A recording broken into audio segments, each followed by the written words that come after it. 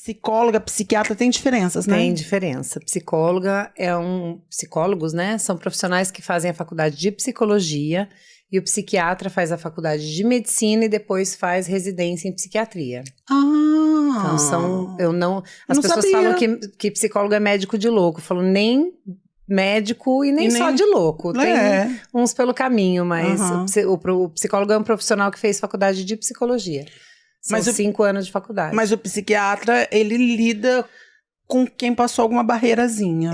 Nós trabalhamos junto, né? Nós somos uma equipe multidisciplinar, né? Teoricamente. Então, o psicólogo faz a parte de todo o acompanhamento psicológico, de entender a psique, de ajudar as pessoas pensando junto sobre as questões que estão acontecendo na vida dela. E o psiquiatra, muitas vezes, entra com medicação, entra com a parte mais médica, de avaliação clínica. Então, é uma parceria que precisa ser estabelecida, apesar de muitos psicólogos e psiquiatras não conseguirem, né, estabelecer essa parceria, mas é uma parceria muito importante para nós. Você se formou onde? Eu me formei na PUC de Campinas em 99, faz um tempo já. Não faz tanto tempo não. Logo agora. Eu me formei com 5 anos de idade, né? Acabei de fazer. Entendi. Né? Então, me formei, só tinha PUC na época por aqui, então a PUC... E por que psicologia? Olha, eu na verdade sempre... Antes de responder, você acha, é uma verdade isso, que toda pessoa que vai fazer psicologia é porque está procurando algo seu e vai procurar, ou não? Eu acho que até o contrário, acho que as pessoas procuram algo seu em qualquer lugar, né? E aí na psicologia não é diferente. Então por que você procurou a psicologia? Eu procurei a psicologia porque eu, na época, queria ser atriz. A minha vida inteira eu falei que eu queria ser atriz. Tudo a ver. Pois acabou tendo, já te conto. Então eu sempre quis ser atriz, e aí numa época da minha vida eu fiz teatro num grupo, e aí tive alguns problemas, e o meio artístico, infelizmente, além de ser muito desvalorizado no nosso país, é um meio de muita, digamos assim, puxa-saquismo, né? E eu não sou muito política para isso. Então, eu precisava meio que puxar saco de algumas pessoas para conseguir avançar naquela época. E aí, não sou muito disso. E aí, perdi um dos papéis que eu estava fazendo. Fiz uma viagem, perdi, enfim. E a minha ex-sogra, na época, é psicóloga. Até hoje, eu falo que ela é minha sogra eterna, porque ela é minha madrinha. Amo minha sogra, mas ela é minha sogrinha eterna. E a tia Percy, chamo de tia até hoje, imagina, eu tinha, né, adolescentíssima. E aí ela me falou, você já pensou em fazer psicologia? Eu falei, não, tia, o que faz no psicólogo? E ela me explicou todas as áreas de atuação, todas as possibilidades, e eu fui me apaixonando. Falei, gente, é muito interessante, porque eu sempre fui aquela pessoa que todo mundo procurava para pedir conselho, que todo mundo, preciso contar um segredo, você não conta para ninguém. Então eu sempre fui essa pessoa que concentrou, né, nas minhas amizades, mesmo antes de pensar em fazer psicologia. E aí eu comecei a procurar, comecei a perguntar para ela, e na psicologia, a gente, como a residência dos médicos, a gente tem as abordagens, as linhas teóricas, que com certeza muita gente já ouviu falar da psicanálise, né, tão conhecida psicanálise, Freud, Jung, e tem algumas linhas que são mais behavioristas, comportamentais, e hoje a gente tem uma terceira vertente, hoje não, né, sempre existiu, mas é que juntaram as outras abordagens numa vertente que chama humanista. Então, dentro das abordagens humanistas, tem várias, que é o psicodrama, que é a linha que eu sigo, tem a Gestalt, psicodrama, a abordagem centrada na pessoa, enfim, tem várias outras abordagens. O psicodrama trabalha com o drama da psique, com o drama humano. Então, a gente trabalha com dramatizações, com role-playing, role-taking. A gente faz, por exemplo, se você tem uma questão com, sei lá, com seu pai... Bárbara, meu pai faleceu e eu precisava falar uma coisa para ele e, sei lá, não vou fazer uma sessão espírita com você, mas eu vou pedir para você trazer esse pai interno que você tem e vou te possibilitar, através de técnicas, a falar para o seu pai tudo o que você precisa falar, mesmo que ele não esteja aqui, porque é o seu pai interno, né? E a partir do momento em que você fala, o seu cérebro está entendendo que você está vivenciando aquilo. Porque não é sobre ele, é sobre você. É sobre você, é verdade. E eu falo que o cérebro é o gênio mais burro que existe. Nosso cérebro é genial, mas ele é burro. Ele vai acreditar no que você está mostrando para ele. Né? Se você está dormindo e você sonha que você está correndo de um cachorro, você vai acordar né? Com taquicardia, com esbaforida, mas você não tá correndo de um cachorro. Então, seu cérebro tava vendo o cachorro. Quando você dramatiza, quando você possibilita que você fale pro seu pai o que você precisava falar, o seu cérebro entendeu o que você falou. É transformador, assim. Entendi. É muito Só que daí legal. você trabalha, você procurou propositalmente trabalhar, você trabalha com pessoas trans. Pois é, eu caí de específico. paraquedas no centro de referência. Você tá vindo comprar 2 tomates? 2 tomates, resolvi entrar. Me conta. Eu prestei concurso, né? Eu me formei em 99 e aí fui dar aula de teatro, porque na época eu fazia teatro. Comecei já após em psicodrama, foi a minha primeira pós-graduação. E aí eu fui fazendo, tentando trabalhar, abrir consultório. E fui tentando ir trabalhar na área. E na época que eu me formei, em 2000, 2001... mais especificamente no ano de 2000, tiveram vários concursos para várias prefeituras. E aí eu prestei para a prefeitura de Campinas. E, coincidentemente, passei com a segunda melhor nota. Então, ficaram 2 pessoas com a primeira melhor nota e 5 com a segunda melhor nota.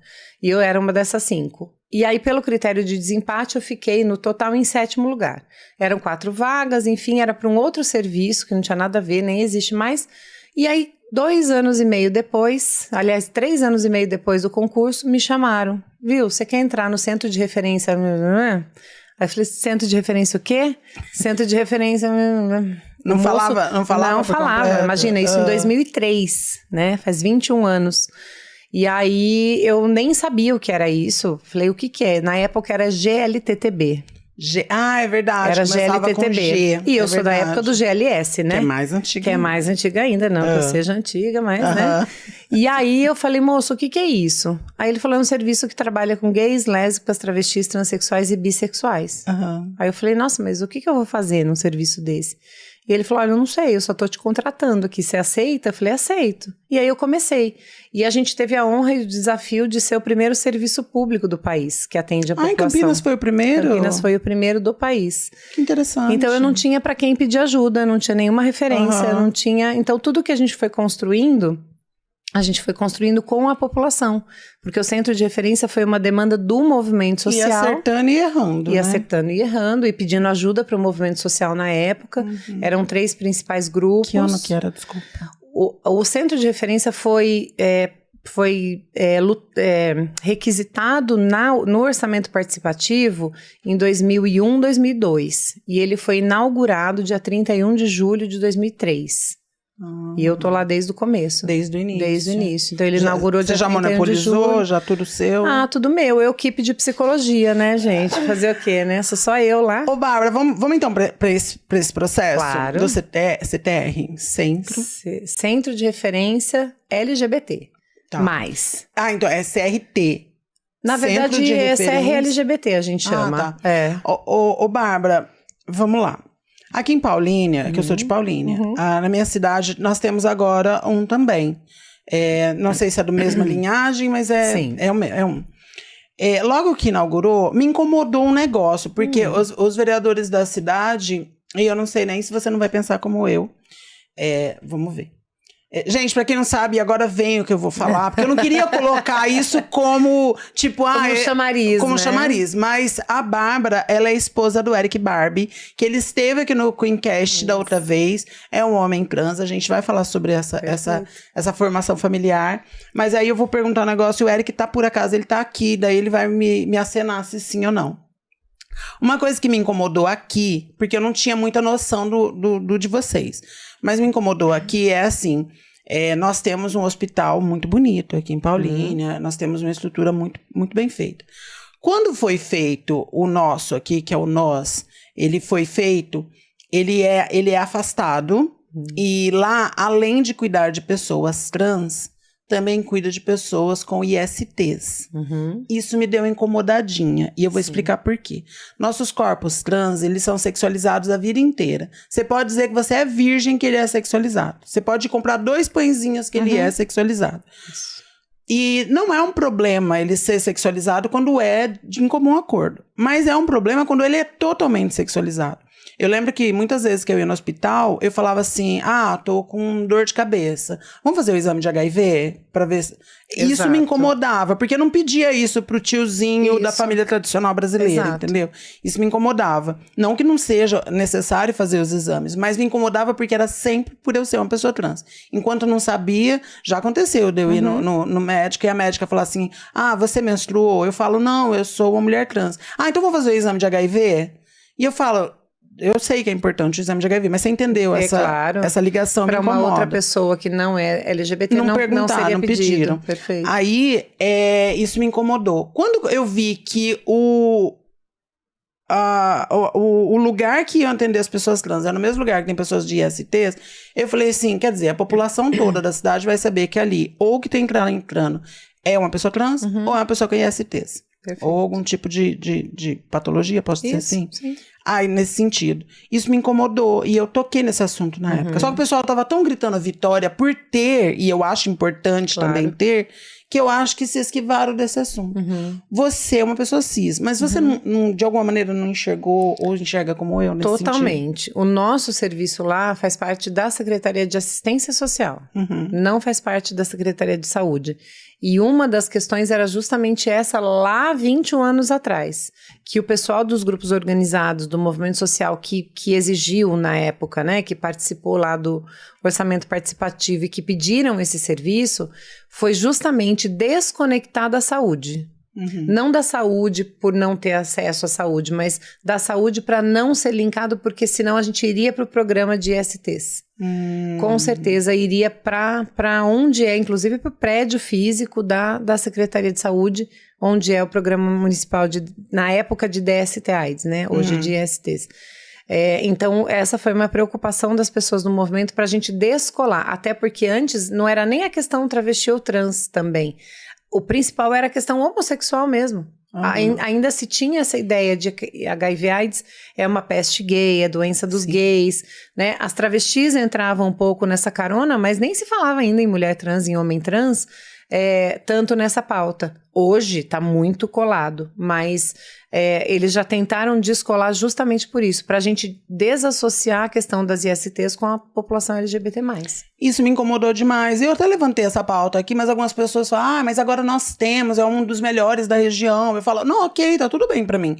Mas eu, por exemplo, eu não quero mais ser atendida lá. Eu já coloquei na cabeça que eu quero ser atendida no hospital municipal, onde todo mundo é. Perfeito. Porque eu acho injusto. Né? Eu lutei a vida inteira para estar no mesmo local que as mulheres e de repente sou colocada de novo num ambiente externo. Perfeito. Isso me incomoda. Sim, com certeza. E essa é uma questão que agora que já está feito o serviço, é algo a ser negociado também. De descolar desse serviço, né? Sim. De se manter o serviço funcionando, mas de repente até num outro prédio, né, numa outra estrutura física mesmo, isso já ajuda muito a cabeça das pessoas a entender que não é tudo a mesma coisa, que não é o mesmo balaio e que inconscientemente as pessoas héteros cis estão protegidas das ISTs, né? É só a população LGBT que precisa disso, então a gente precisa continuar desconstruindo isso. Me faz lembrar a segregação que tinha nos Estados Unidos. E daí, você concorda comigo ou acha que não? Totalmente. Ele disse totalmente. Que não tem o microfone. Nos Estados Unidos, nos anos 50, as pessoas pretas vindo para esse âmbito eram separadas dentro do ônibus, dentro das escolas, o bebedouro para pessoas pretas eram diferentes. Perfeito. Quando eu vejo um ambiente onde nós temos que estar divididas da população hétero-cis, isso me incomoda. Que eu falo, gente, 2024, será que é o momento disso?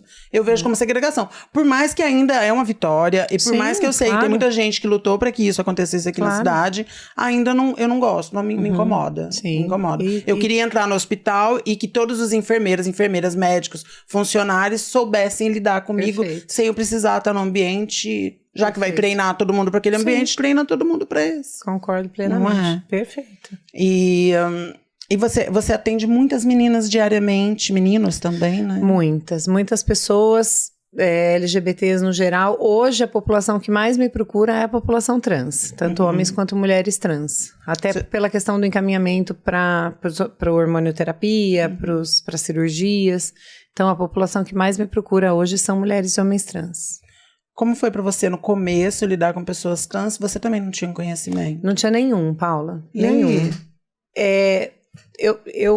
Quando eu entrei foi um desafio, porque eu tinha, por conta do teatro, pessoas gays e lésbicas que eu conhecia, a bissexualidade ainda é, mas na época muito apagada. Na verdade, não se falava muito, a bissexualidade era alguma coisa mais fluida do que, inclusive, é hoje. E pessoas travestis e transexuais, para mim, era completamente fora do meu ambiente, né? O que a gente tinha de referência era Roberta Close e Rogéria. Só. E só. E Jorge Lafon. De uma forma, Jorge Lafon e coisas, né? E pessoas mais caricatas, né? E aí, para mim, foi um desafio, porque era um universo extremamente desconhecido, mas ao mesmo tempo, eu sou uma pessoa que pulo de cabeça, assim. Eu sou uma pessoa muito intensa e eu mergulho de cabeça. Então, eu comecei a participar de vários espaços onde eu podia conhecer mais, né, sobre a questão trans.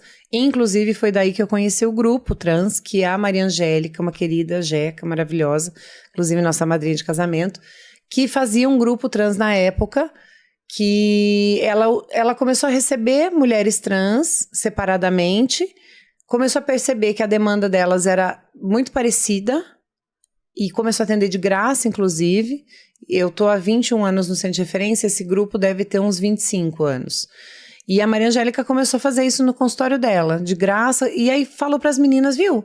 Eu tenho mais 2 pessoas que eu tô atendendo que têm a mesma demanda que vocês. Na época era essa coisa, é um homem que quer virar mulher, não tinha nem essa nomenclatura, era uma nomenclatura médica ainda, a mulher trans era um transexual masculino. Eram completamente as avessas do que a gente tem hoje. Isso depois dentro veio da nomenclatura médica, da né? nomenclatura médica. Que da a gente nomenclatura já se médica. tratava como mulheres transexuais. Já, na época sim. Na verdade, a gente se tratava como FTM e MTF, né? Male to female, female to male, que depois foi um termo que surgiu. Eu tô falando eu nem sei desse termo. Eu tô falando do nosso tratamento entre nós. Então era assim, Sim. As meninas que... A separação era horrível, era assim, meninas que trabalhavam na rua eram travestis. Isso. Independente. E meninas que não trabalhavam na rua se entendiam transexuais. Perfeito. E ainda assim, todas estavam ligadas de que teriam que fazer a redesignação para ser reconhecida como mulheres transexuais. Isso, se você não quisesse fazer cirurgia, você era colocada na caixinha de travestis, né? Mas era um conflito das mulheres trans e dos homens trans com a questão da nomenclatura médica. A nomenclatura médica não tive acesso. Não, é péssima, horrível, porque é extremamente biologizante, né? Eu acredito. Enfim, aí eu comecei a participar desse grupo, conheci a Maria Angélica porque ela me deu uma aula na faculdade e aí falou desse grupo trans. Quando eu entrei, eu falei, nossa, eu tive uma professora que foi me dar uma aula que falou desse grupo, fui atrás dela e comecei a participar do grupo trans. E aí conheci esta maravilha deste homem trans lindo, maravilhoso, que é meu marido. E na época, tava casada, ele só dá uma risadinha, viu, gente? Não vou fazer muita propaganda aqui, não. Não, por favor. Não, melhor não. Mas comecei a aprender tudo ali, com as meninas, e nessa troca, e tudo muito... Eu sempre fui muito aberta a ouvir, a aprender. Então, eu fui participando desse grupo. Depois a Jeca acabou indo para outros caminhos, ela foi para constelação familiar, viajava muito e eu assumi o grupo. Então eu toco esse grupo desde que eu entrei no Centro de Referência, depois o grupo foi para o Centro de Referência e ele acontece ainda hoje, uma vez por mês, de domingo à tarde, no Centro de Referência. Você é famosa no nosso meio de não ter horário para nos atender. Ai, menina, nem fala. Isso é verdade. Peguei, não peguei? Pegou, Ah lá. pegou. De não responder mensagens também. De não responder mensagem também. A sua fama não é das melhores. Não é das melhores, eu sei que Tô não é. Tô brincando, é que eu sei verdade. Que você é uma pessoa bem procurada e... Ainda bem, né? Tem poucas pessoas... Eu já falei isso pra você em off, eu acho que eu devo ter falado com o Eric da outra vez que veio aqui, eu tenho um trauma de ir na psicóloga. Então é por isso que você é tão querida e tão requerida, porque as pessoas querem ir em alguém que tenham confiança. Ai, que bom. Eu fui na psicóloga que falou que eu era gay, aspas, pra quem tiver no Spotify, que eu era gay por causa da escova de dente. Já te contei isso, Contou, né? Lá na rua. Eu fui... Gente, ela perguntou pra mim assim... Que vergonha. Se alguém tinha me abusado quando criança. Eu falei, não, ninguém. Aí ela falou assim, ninguém esbarrou em você? E eu lembrava que eu tinha sido esbarrada pelo meu pai, mas eu tava escovando os dentes no tanque. Aí ela perguntou, por que você tava escovando os dentes no tanque? E foi esbarrar mesmo, viu, gente? De bater, sei lá, o cotovelo ou a coxa. Passou perto, né? Não tinha nada a ver com assédio, não. Só, sabe quando esbarra mesmo? E bateu no meu quadril, não foi nem no... Enfim. Aí eu falei assim, eu tava escovando os dentes no tanque. Ela falou, por que você tava escovando os dentes no tanque? Eu falei, porque eu tinha nojinho de escovar na pia. Um trauma de muito mais infância, que a gente foi ficar numa pousada, eu e minha mãe, e minha mãe colocava o creme dental na escova e eu ia até a pia. Só que chegava lá, o creme dental tava durinho. Sim. Quando eu ia escovar os dentes, outras pessoas tinham escovado e tudo tava cheio. Então eu peguei trauminha, eu tinha nojinho. Até hoje eu não uso a pia da minha casa. Aí hoje eu tomo banho, eu tenho que tomar 3 banhos por dia cada vez que eu vou escovar os dentes. Aí ela falou, tá aí. Tá explicado. Tá aí o quê? É por isso que você é gay, aspas. Aí eu falei assim, por quê? Aí ela falou assim, analisa. O creme dental, foca aqui, Vini. O creme dental é cilíndrico. A escova é cilíndrica. Quando você passa o creme dental, é 2 cilindros se batendo.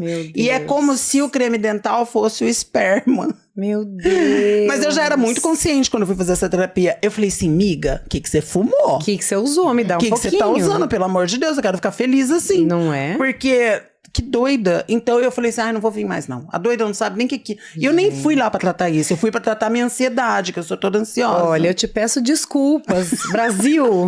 Eu peço desculpas por essa querida profissional que acabou com, né? O desejo de ir na terapia. Qualquer tipo de possibilidade de uma ajuda psicológica. Então, eu me ofereço. Prometo que eu vou arrumar um horário pra você. Se você quiser, eu posso tentar desconstruir esse trauma. Eu não vou falar da escova de dente, nem do tanque, tá bom? Nem da pia. Então, assim, que pena que existem péssimos profissionais. Aí, recentemente, uma linda, tadinha, eu fui entrar em contato com ela, me indicaram. Ela falou assim, e eu, mal de grana, né? Ela falou assim, olha, vai ser tanto. Eu falei, tá bom, então...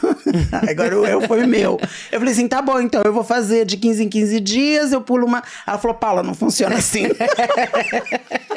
Vamos trabalhar essa necessidade de mandar, né? Aqui, ó, tava doendo no bolso. Eu falei, eu faço de 15 em 15 dias, porque daí dá tempo de eu colher o dinheiro. Ela falou, Paula, eu diminuo o valor pra você, mas não funciona não assim, funciona. É semanal pra nós aqui.